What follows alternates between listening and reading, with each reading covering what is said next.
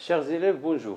Notre leçon pour aujourd'hui, c'est la probabilité. Mais avant de passer aux règles de probabilité, on doit d'abord faire un petit rappel sur le dénombrement, les règles, les propriétés des arrangements, des combinaisons, des permutations et des PLP, des P-listes. C'est pour ça qu'on va commencer cette partie avec le dénombrement.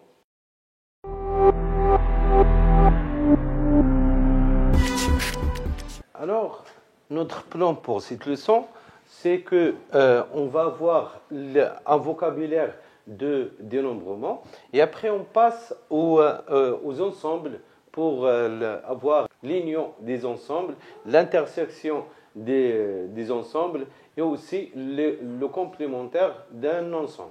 Commençons par l'expérience aléatoire. Une expérience aléatoire, c'est-à-dire une expérience donnant un résultat qu'on ne peut prévoir à l'avance. Par exemple, lancer un dé. Alors, l'expérience aléatoire, يعني واحد تجربة عشوائية ما كنقدرش نعرف انا النتيجة ديالها من قبل. Par exemple, quand j'en lance un dé, ما كنعرفش انا واش غتعطيني في لافاس 1 ولا 2 ولا 3 ولا 4.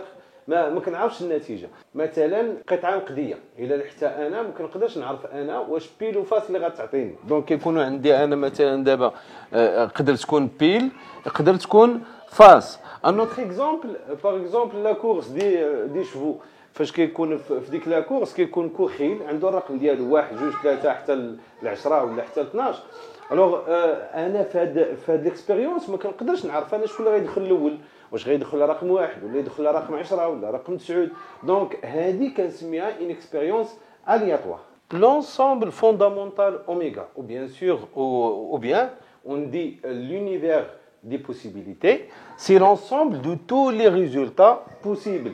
Ici, dans ce cas de lancer un dé, les résultats possibles sont soit j'obtiens 1, ou bien 2, ou bien 3, ou bien 4, ou 5, ou bien 6. Donc voilà tous les résultats possibles de cette expérience. C'est pour ça on nomme cet ensemble on nomme cet ensemble l'ensemble fondamental oméga ou bien l'univers des possibilités. Les événements élémentaires sont les sous-ensembles de oméga contenant un seul résultat possible.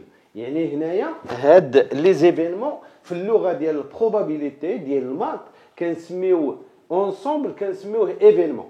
Alors les événements élémentaires هما دوك المجموعات les ensembles qui contient un seul résultat. Donc ici je peux obtenir combien des événements élémentaires? 6. Le premier c'est 1, le deuxième événement élémentaire 2, le troisième c'est 3 et ainsi de suite. 4 et 5 et 6. Passons maintenant à l'union des ensembles.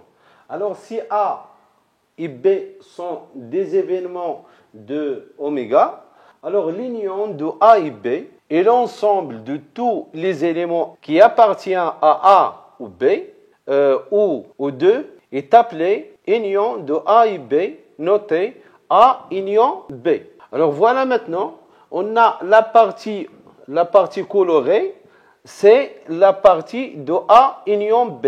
Alors on écrit A union B, c'est l'ensemble des éléments X appartient à E, tel que X appartient à A ou bien X appartient à B.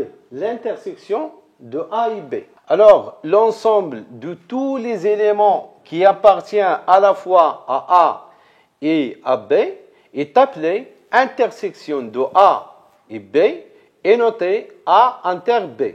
Alors la partie coloriée, c'est la partie de A inter B, c'est elle qui contient les éléments de l'intersection de A et B. Alors on écrit A inter B, c'est tous les éléments qui appartiennent à E, tels que X appartient à A et X appartient à B, à la fois. Passons maintenant à la différence. Alors l'ensemble de tous les éléments de A qui n'appartient pas à B est appelé différence de A et B et noté A moins B ou bien A privé de B.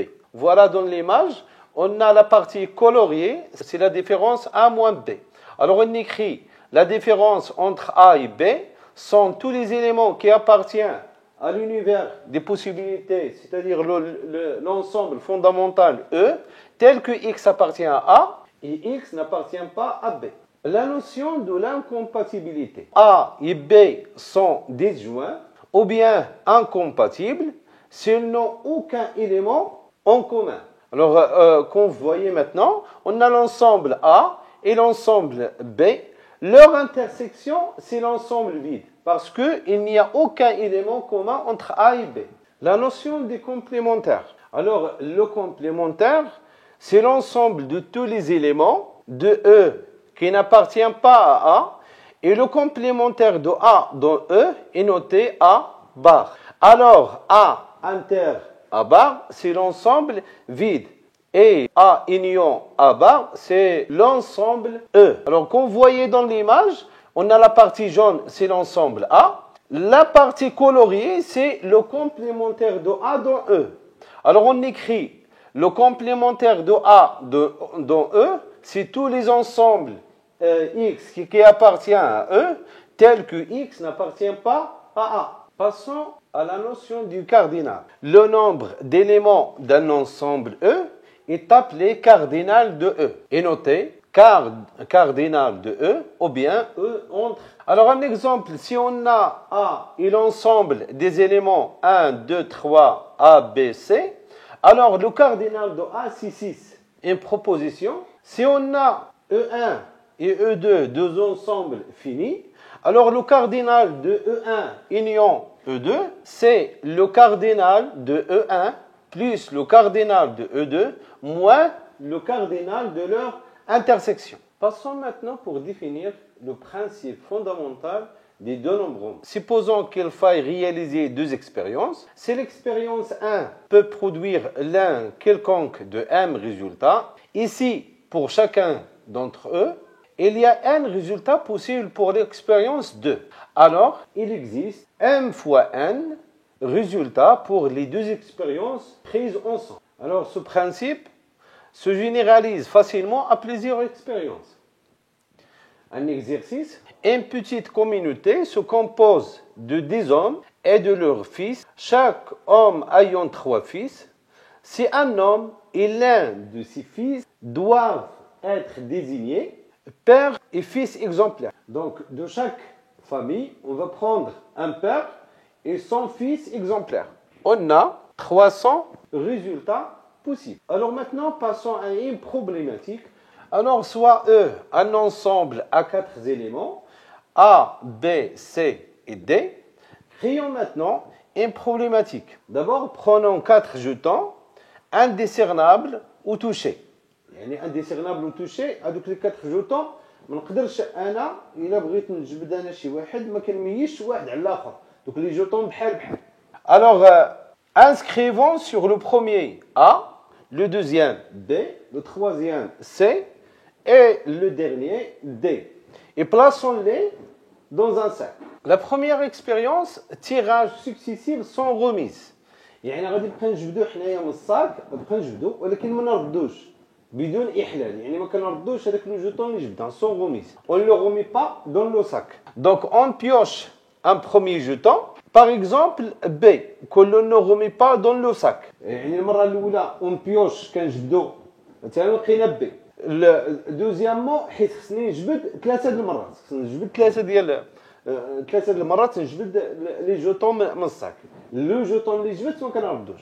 Donc on pioche un premier jeton par exemple B que l'on ne remet pas dans le sac. On pioche un deuxième jeton par exemple A que l'on ne remet pas dans le sac. Et à la fin on pioche un troisième jeton par exemple C que l'on ne remet pas dans le sac. داكشي اللي جانا المره الاولى جبنا B, المره الثانيه جبدت لنا A, المره جبدنا لقينا C. Donc هاد ثلاثه هنا كتسالي عندي l'expérience. Donc l'expérience est terminée.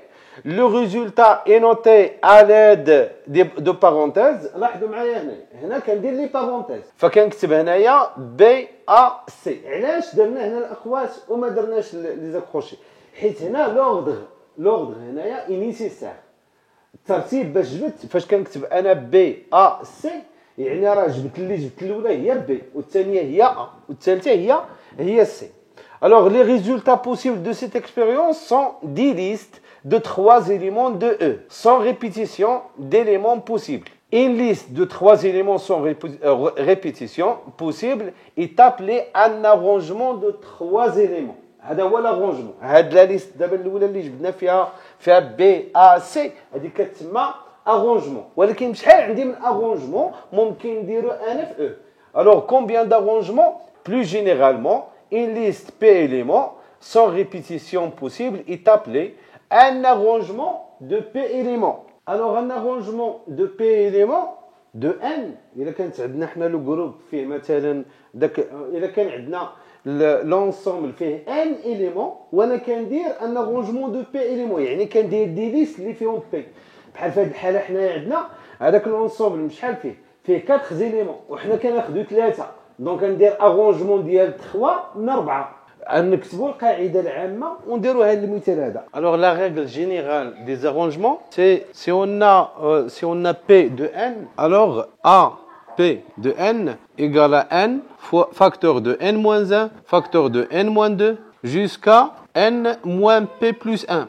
Alors combien de facteurs? C'est P facteurs. On peut écrire cette règle d'une autre manière, c'est que l'arrangement de P de n, c'est n facteurs divisé par n moins P facteurs. Pourquoi? Parce qu'on a n facteur, c'est n facteur de n moins 1, facteur de n moins 2, jusqu'à n moins P plus 1, facteur de n moins P, facteur de n moins P moins 1, jusqu'à 1. Alors, divisé par n moins p facteur. N moins p facteur, c'est n moins p, facteur de n moins p moins 1 fois jusqu'à 1. Alors, si on simplifie avec les autres facteurs, on obtient à la fin cette règle. Alors, un exemple avec des nombres. Alors, l'arrangement de 3 parmi 4, c'est 4 facteurs divisé par 4 moins 3 facteurs, c'est-à-dire 4 fois 3 fois 2. On a dit qu'on doit avoir ici P facteurs. Pour cet exemple, on doit avoir 3 facteurs, 4 fois 3 fois 2. Passons maintenant à un cas particulier des arrangements, c'est le cas qu'on appelle les permutations. Alors, c'est quoi les permutations? D'abord, quand on va commencer cette expérience, c'est que si l'on réalise autant de pioches sans remise qu'il y a de jetons dans le sac, on obtient alors une liste de tous les éléments de E rangés dans un certain ordre. Alors, on a 4 pioches, donc à chaque fois, je vais tirer ces quatre jetons avec remise, bien sûr. Donc, on va trouver, par exemple, la première liste A, B, C, D. La deuxième, c'est A. Le deuxième, ça sera, par exemple, C, B et D, ainsi de suite. Donc, je vais avoir 10 listes. On obtient alors une liste de tous les éléments de E rangés dans un certain ordre. Alors, par exemple, D, B, C, A est une permutation des éléments de E. Et C, A, D, B est une autre liste. Plus généralement, un arrangement de n éléments d'un ensemble de E à n éléments est appelé une permutation des éléments de E. Donc, شحال من ليست غتكون عندي واحد غادي نحسبها بالطريقه ديال لي زارونجمون. غير هاد المره شنو كندير؟ كتكون عندي l'arrangement de n de l'ensemble n de l'ensemble E qui contient n éléments. Alors بنفس الطريقه باش قلنا قبيله نحسبوها كنديروا n factoriel divisé par n moins n factoriel. Alors هذه كتعطيني n factoriel divisé par 0 factoriel. Alors في الاصطلاح 0 factoriel هذه في الاصطلاح في الرياضيات dans les maths 0 factoriel c'est 1. Alors égal n factoriel sur 1, donc c'est n factoriel. Ou n factoriel, alors كنحسبوها, vous avez vu déjà comment calculer n factoriel de la première année, baccalauréat. Donc n factoriel c'est n fois n moins 1 fois n moins 2 jusqu'à 1. Donc, dans ce cas, E, il contient combien de jetons? Il contient 4 jetons. Donc, l'arrangement de 4 parmi 4 égale à 4 factoriel, c'est-à-dire c'est 4 fois 3 fois 2 fois 1 égale à 24 listes. Donc, je vais trouver 24 listes. إذا إلا ما قريناش حنا الطريقة ديال لاغونجمون مازال دابا بالنسبة للأعداد الصغيرة راه باينة، ولكن إلا كانت الأعداد عندنا كبيرة غندير أنا واحد لاغونجمون مثلا واحد لاغونجمون ديال مثلا ديال 100 parmi 100 أو لا 221 parmi 221. alors إلا جيت أنا بقى نقيد هاد لي ليست اللي غيخرجوا لي غتجيني بزاف. alors كنحسب بهذه الطريقه هذه كتعطيني 100 فاكتوريال، ومن طبيعه الحال هاد 100 فاكتوريال عاوتاني ما غنحسبهاش انا هكا، ولكن غادي نستعن بالاله الحاسبه اللي فيها كنبرك على ديك الشيفت وندير فاكتوريال، كنكتب 100 ونبرك على شيفت وندير فاكتوريال وكتعطيني لو نومبر اكزاكت دي زارونجمون اللي غادي نلقى واللي كنسميوه فاش كتكون عندي في هذه الحاله هادوك لي بي اللي كنختار دوك لي بي اللي غناخذ من لو ساك. فاش كتكون عندي ديك بي كتساوي لو نومبر ديليمون كيليا دون لونسومبل او كنقول بانه c'est une permutation. Voilà, donc la permutation c'est un cas particulier des arrangements. Alors maintenant on passe à la même expérience mais avec d'autres conditions pour définir les combinaisons. Pour les combinaisons, on doit tirer simultanément, c'est-à-dire on doit tirer à la même fois les 3 jetons. Donc, on pioche 3 jetons une seule fois, par exemple A, D et C. Le résultat est noté à l'aide des accolades. يعني كندير انا في لي زاكولاد كما كيبان لكم دابا هنايا عندي انا A, D, C ولكن entre les accolades ماشي entre les parenthèses. علاش؟ c'est quoi la différence entre les accolades et les parenthèses? Les parenthèses c'est qu'on respecte l'ordre, c'est-à-dire on fait un tirage avec ordre. Mais si on n'a pas l'ordre dans notre tirage, donc on met le résultat entre les accolades. Donc, les résultats possibles de cette expérience sont des sous-ensembles de E ou parties de E possédant 3 éléments. Alors, un sous-ensemble de E comportant 3 éléments est appelé une combinaison de 3 éléments de E. Donc, بحال دابا هاد لو ريزولتا اللي لقينا فيها ا دي و سي هادي كنسميوها سوز انسومبل ديال او، ولكن شحال من سوز انسومبل ممكن انا باش نلقى. المهم بلي جينيرالمون une partie de E présente P éléments est appelée une combinaison de P éléments de E. Alors l'ensemble DAC possède les mêmes éléments que l'ensemble ADC. لاحظتوا بانه في الاولى فاش هضرنا على لاغونجمون قلنا راه ماشي بحال دي ا سي بحال ا دي سي، هذيك ليست وهذيك ليست، حيت في الاولى كيكون دي هو الاول ولكن الثانيه راه دي هو الثاني. دونك هذيك ليست بوحدها حيت فيها لوردر.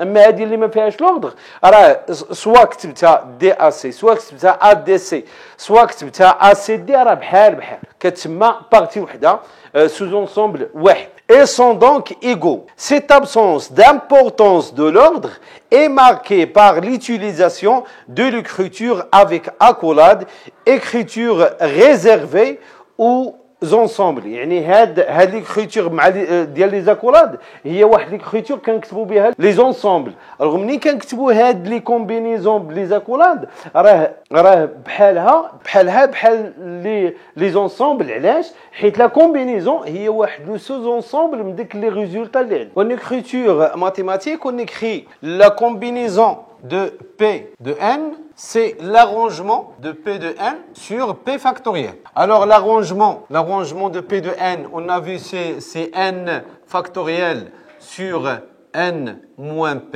factoriel fois P factoriel. Alors si on applique cette règle à notre exemple, qu'on doit tirer 3 jetons parmi 4 jetons, donc la combinaison de 3 parmi 4, c'est l'arrangement de 3 parmi 4 sur 3 factoriel. C'est-à-dire, c'est l'arrangement de 3 sur 4, c'est 4 factoriel sur 3 factoriel, facteur de 4 moins 3 factoriel, c'est-à-dire 4 factoriel sur 3 factoriel, puisque 4 moins 3 c'est 1. Donc ça fait 4 fois 3 factoriel, divisé par 3 factoriel, on simplifie, ça reste à 4. Donc, combien de combinaisons on a dans cet exemple? On a 4 combinaisons. Alors, passons maintenant à la définition des PELP ou bien les pilistes. C'est quoi des pilistes?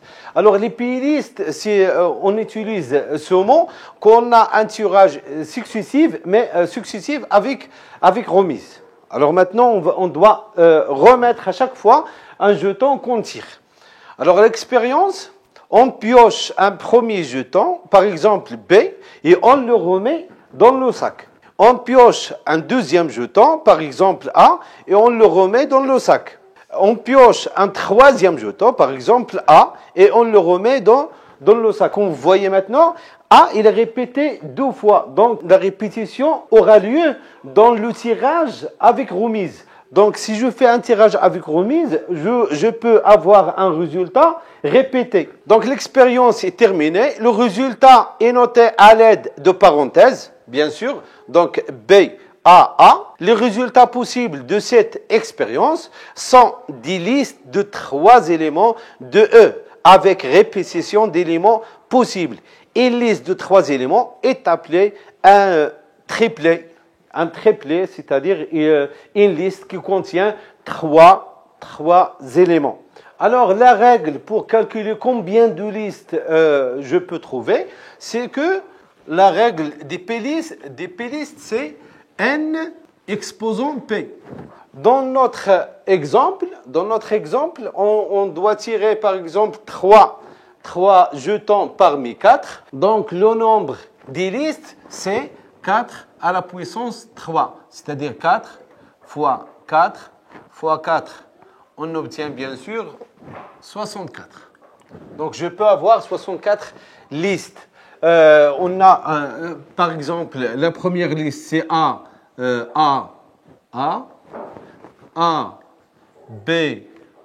A, et ainsi de suite. A, B, et ainsi de suite. Donc, si je compte les nombres de listes, je vais trouver à la fin 64 listes. Voilà, on a complété toutes les règles de dénombrement. La séance prochaine, on verra les règles et les propriétés de probabilité, ce qui est nouveau pour vous. Donc, à la séance prochaine, n'oubliez pas de vous abonner pour avoir l'accès à la leçon prochaine et à bientôt.